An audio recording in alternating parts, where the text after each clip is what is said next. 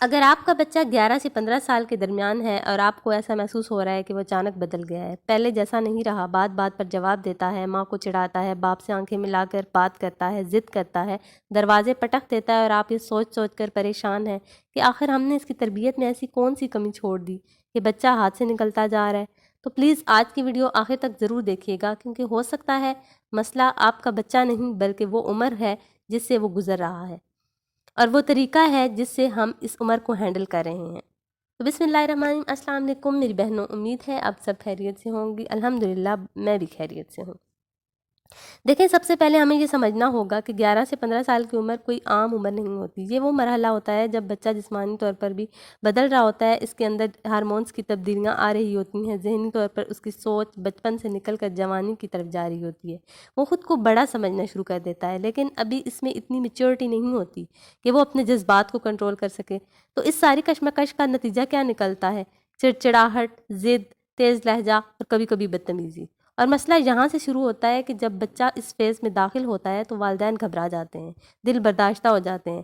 کچھ والدین فوراً سختی شروع کر دیتے ہیں، ڈانٹنا، مارنا، چیخنا چلانا، اور کچھ والدین بالکل الٹا رد عمل دیتے ہیں کہ بس اب میں اس سے بات ہی نہیں کروں گا، مجھے اس کے منہ نہیں لگنا۔ اور یقین کیجئے یہ دونوں انتہائی نقصان دہ ہیں، کیونکہ ایک طرف آپ رشتہ توڑ رہے ہیں اور دوسری طرف آپ بچے کو تنہا چھوڑ رہے ہیں۔ تو ایسے وقت میں سب سے پہلی سمجھداری یہ ہے کہ گھر کے ماحول کو ہلکا رکھنا سیکھیں، ہر بات کو انا کا مسئلہ نہ بنائیں، جو کہہ دیا سو کہہ دیا۔ بعض اوقات آپ کو خود پہ قابو رکھنا پڑتا ہے اور کہنا پڑتا ہے کہ چلو چھوڑو، آؤ بیٹھ کر ٹھنڈے دماغ سے بات کرتے ہیں۔ کبھی مزاح سے بات کو موڑ، کبھی ماحول بدلیں، کبھی چائے یا کافی پر بیٹھ جائیں، کیونکہ ہر بحث جیتنا ضروری نہیں ہوتا بلکہ رشتہ بچانا ضروری ہوتا ہے۔ اور جب آپ ایک ہی غلطی کو بار بار دہراتے ہیں، اسے ڈریگ کرتے ہیں، اسے تول دیتے ہیں، تو بچہ اندر سے مزید ضدی ہو جاتا ہے۔ اور ایک بہت اہم بات جو اکثر گھروں میں نظر آتی ہے وہ یہ ہے کہ جب بچہ بدتمیزی کرتا ہے تو دونوں والدین ایک ساتھ میدان میں آ جاتے ہیں، دونوں غصے میں، دونوں چیختے ہوئے، دونوں اسے غلط ثابت کرنے پر تلے ہوئے، اور پھر ہم کہتے ہیں کہ بچہ قابو میں نہیں آ رہا۔ ذرا سوچیں، اگر دونوں ہی آگ بن جائیں گے تو اس بچے کے لیے ٹھنڈک کہاں سے آئے گی؟ اس لیے ضروری ہے کہ جب ایک غصے میں ہو تو دوسرا نیوٹرل رہے، ایک ٹھنڈا دماغ ہو جو سچویشن کو کنٹرول کر سکے، جو بعد میں بیٹھ کر بات کر سکے، جو پیچ اپ کروا سکے، کیونکہ گھر میں کم از کم ایک شخص کا پرسکون ہونا بہت ضروری ہے۔ اب آتے ہیں سختی کے مسئلے پر۔ دیکھیں، ڈسپلن اپنی جگہ ضروری ہے، لیکن اس عمر میں مار اور چیخو پکار سے آپ کی وقتی طور پر شاید بچے کو خاموش کرا دیں، مگر اس کے دل میں دوری پیدا ہو جاتی ہے، وہ آپ سے بات کرنا چھوڑ دیتا ہے، وہ اپنی دنیا الگ بنا لیتا ہے۔ اس لیے اس مرحلے پر دوست بننا سیکھیں، اس کی بات سنیں، اس پر بات نہ کریں بلکہ اس سے بات کریں، اسے یہ احساس دلائیں کہ ہم تمہارے دشمن نہیں بلکہ تمہارے خیر خواہ ہیں۔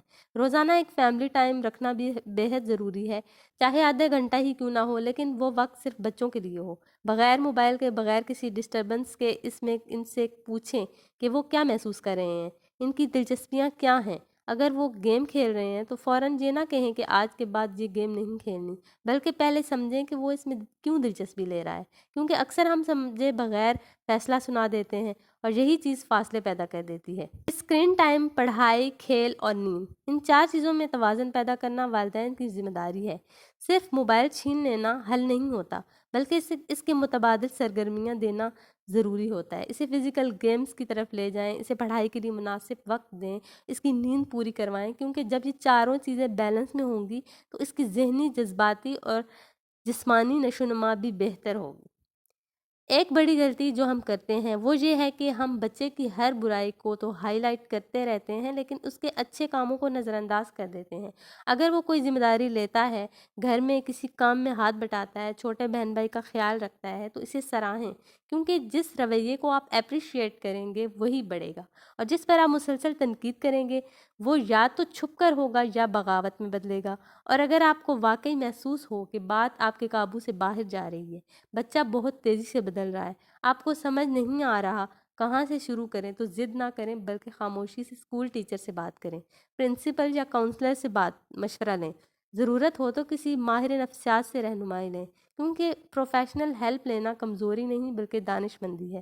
بچہ بیمار ہو تو ہم ڈاکٹر کے پاس تو فوراً لے جاتے ہیں، لیکن اس طرح کا مسئلہ پیش آئے تو ہم گھر میں ہی ڈانٹ ڈپٹ کر لیتے ہیں۔ آخر میں ایک اسلامی بات ضرور یاد رکھیں، ہمارے پیارے نبی حضرت محمد صلی اللہ علیہ وآلہ وسلم بچوں کے ساتھ بے حد شفقت اور نرمی کا برتاؤ فرمایا کرتے تھے، اور حدیث کا مفہوم ہے کہ جو نرمی سے محروم ہو گیا وہ خیر سے محروم ہو گیا۔ تو اگر ہم بچوں کے ساتھ نرمی، محبت اور حکمت سے پیش آئیں گے تو یقین کریں ان کی بدتمیزی وقتی ہوگی، لیکن ہمارا رشتہ ہمیشہ کے لیے مضبوط ہو جائے گا۔ یاد رکھیں یہ عمر ٹکرانے کی نہیں بلکہ دل جیتنے کی عمر ہے۔ یہ وقت دشمن بنانے کا نہیں بلکہ اعتماد بنانے کا وقت ہے۔ بے جا پابندیاں مزاحمت بڑھاتی ہیں، جبکہ اعتماد اور مناسب آزادی رشتوں کو مضبوط کرتی ہے۔ اور جب بچہ یہ محسوس کر لے کہ میرے ماں باپ میرے خلاف نہیں بلکہ میرے ساتھ ہیں، تو اس کی آواز کی سختی خود بخود نرم پڑ جاتی ہے۔